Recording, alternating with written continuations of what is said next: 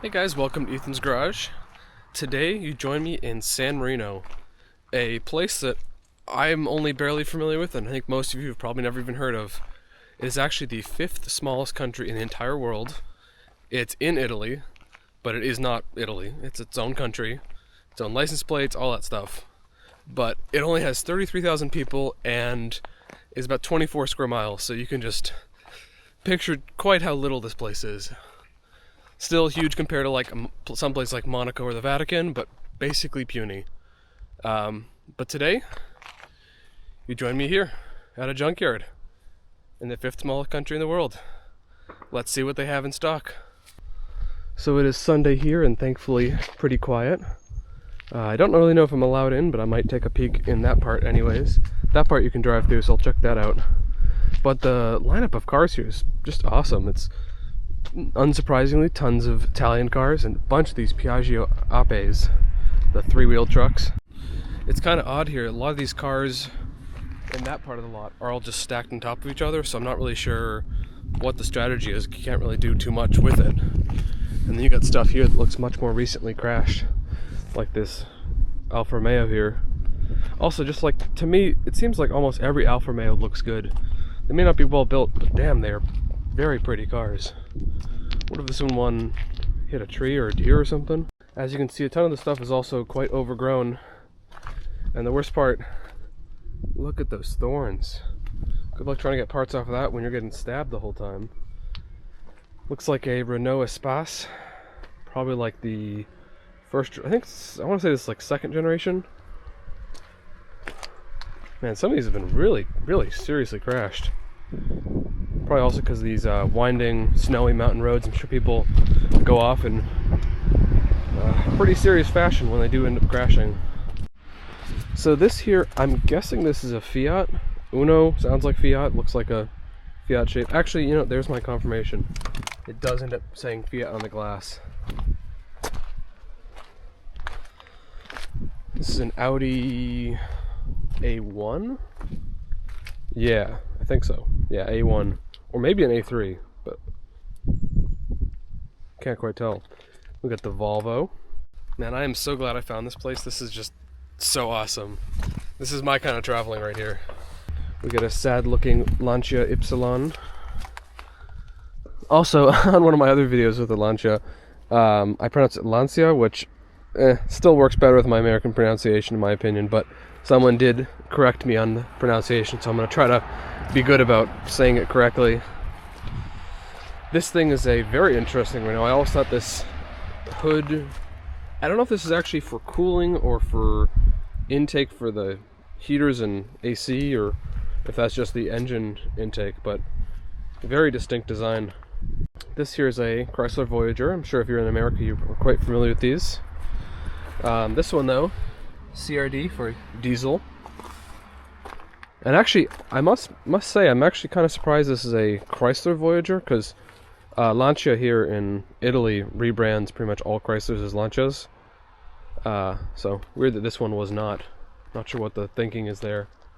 We got these two very, very beat up, but interesting looking campers. This one is, I mean, super small. Not often to find a camper that actually fits in a parking spot. Looks like this thing is actually on a Ford van chassis. One of the ones out of the UK. Never sold in the US. And then we got a Mercedes truck over here. Great looking vehicle. I must admit, I'm rather proud of myself. I just started doing these like junkyard tours, which I've wanted to do forever. And my first one was in Massachusetts, second one was in Virginia, and my third one's in San Marino. I mean, talk about a glow up. That is extraordinarily strange. Also, I'll link the other one and the other two right here. Honestly, what are people getting up to in San Marino? I mean, these cars are, this is some of the most damage I've seen in ages. Rather graciously of the people of San Marino, there's actually a spot just like a mile over there where they have free water fill up for your camper, which is very generous of them. This Mercedes is beautiful. This is, I always forget the generation code for this, because I think it's the one right before the W123, which is one of my favorite Mercedes. And this one This one's in rough shape, but honestly, almost restorable. Most likely diesel if I had to guess, because most of these are, and even manual. Yeah, although that's all mangled. I think this is a 220D. Not sure the age, probably late 60s or extremely early 70s, like 71-ish. But correct me if I'm wrong. Got here another, this one looks like it was very much torched. And then mangled on top of it.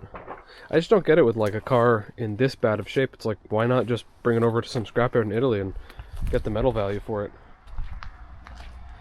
And this is also another fascinating vehicle. I don't know the brand on it, but it is a magnificent piece of machinery. Look at that. They're totally overgrown now. And this is an Opel Kadett. I'm trying to remember if Richard Hammond's car in Africa was an Opel Kadett. I think it was. And we got here another Voyager, although this one's a Plymouth Voyager, not a Chrysler Voyager. Also, super overgrown and very smashed windows. I gotta wonder if someone just came through and smashed all these windows for fun, which, can't blame them. It looks fun. And it looks like it's a manual, too. I did not know they came in manual. I wonder if they came in manual for the US, actually. They may have. But unlikely. This looks to be a Fiat bus. More intact than that one for sure. Looks like it's a decent size for winding up these back roads. The road I took to get out to this part of Italy, and now San Marino, last night was so insane. I've never gone through so many switchback turns and hairpins in my life. And I like that kind of driving, but it was honestly just terrible. Genuinely hundreds of turns like that. Then right here, good old classic, we got a Civic. Then we got another one of these, maybe it's another 220D. This one's in far worse shape. I think the same vintage, although once again, when you're at a junkyard, it's hard to pinpoint when these things are in abysmal shape, but probably another similar age. Looks like another Renault Espace here. And I gotta say, these wheels are great looking. Love that.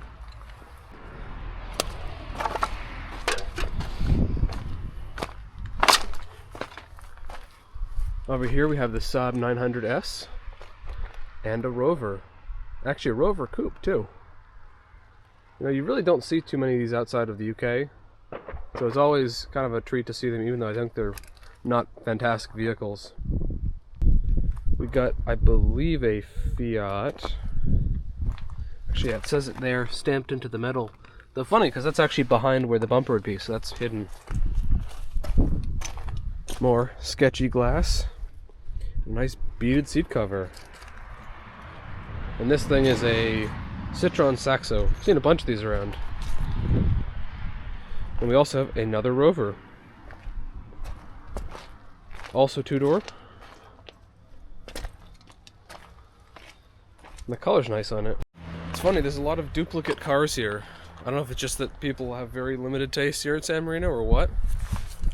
Like here, another Opel Kadett. But this one's interesting. Has the Greek flag and the San Marino flag. Or San Marino shield, really. We've got a Volvo 240 wagon. And a... I want to say it's an Audi. But a very, very charred and rusted Audi. Then this is a Citroen something. We got a Renault van. Same kind of hood intake as the other one. A very different kind of vehicle, of course. Looks like this is a Skoda Superb, maybe? Got another Volvo over here. And another car that is unrecognizable. Oh, and that's a nice one over there. I'm not sure what brand that is. Probably a Fiat. Or actually, maybe not, probably Citroen. But the cargo van. Also, I gotta mention, since I'm a small channel, if you like this kind of video, make sure to actually subscribe, because that is hugely important for me to get this video to more people, and so I can ever get paid by YouTube instead of them taking all the money in the ads. Because it is pretty expensive to get to these places, and just a lot of work and time to get here. This looks looks like a Suzuki Swift and a Volkswagen Polo, and then a Mercedes A-Class. These are super common all over Europe. And I think, if I'm remembering correctly, I think Doug DeMiro ended up importing one of these. This is one of the like 20 Piaggio Apes here. Nice mustard color. This looks to be a Volkswagen Golf or Rabbit, but I'm not totally positive on that. And I'm trying to figure out what this thing is over here. Some kind of Opel, I think. If you know, put in the comments.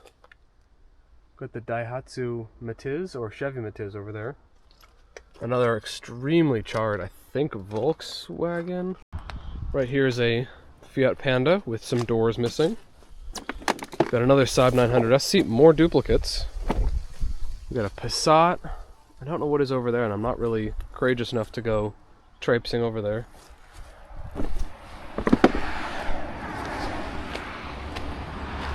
Another Golf with an entire garden on it. And this is a... not sure. I think Fiat. This here is the Fiat Multipla, which, if you're a big Top Gear fan, you'd know it also as the Rover James. This one, if you know how that one ends, this one's actually in similar condition. Got another interesting Citroen here. I kind of wonder if a lot of these are rollovers. And another, this one looks like a Chrysler Voyager, not Plymouth. Then we got a Rover with a cannon blast hole in the middle. Always nice to see. Another Lancia Ypsilon. And then this looks like just somebody's actual car.